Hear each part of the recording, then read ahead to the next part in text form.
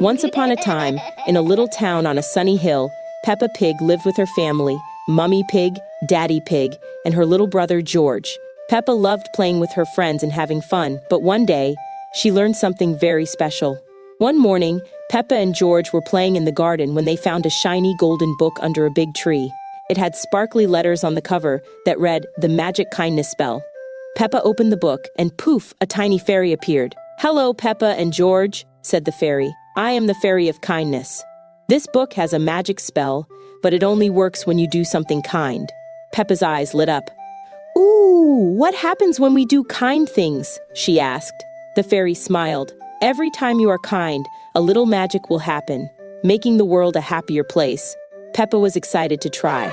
She saw Susie Sheep struggling to carry her books. Peppa ran over and said, "Let me help you, Susie."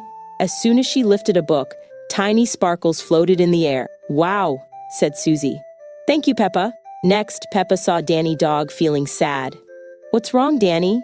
she asked. "My toy car is broken," Danny sniffled. Peppa gave him a big hug. "Don't worry, we can fix it together." As soon as they started working on the car, golden stars twinkled around them. Danny smiled again. Peppa was amazed. Every time she was kind, the world became brighter and happier.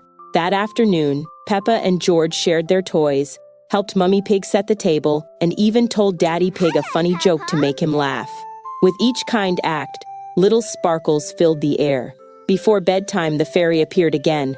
"Peppa and George, you have learned the true magic of kindness. You don't need a spell book. Kindness is already inside you. Even small acts like sharing, helping, and saying kind words make a big difference." Peppa smiled. "I love kindness magic." George giggled. "Dinosaur kindness!" Everyone laughed, and from that day on, Peppa and her friends always remembered, kindness makes the world a magical place. The end.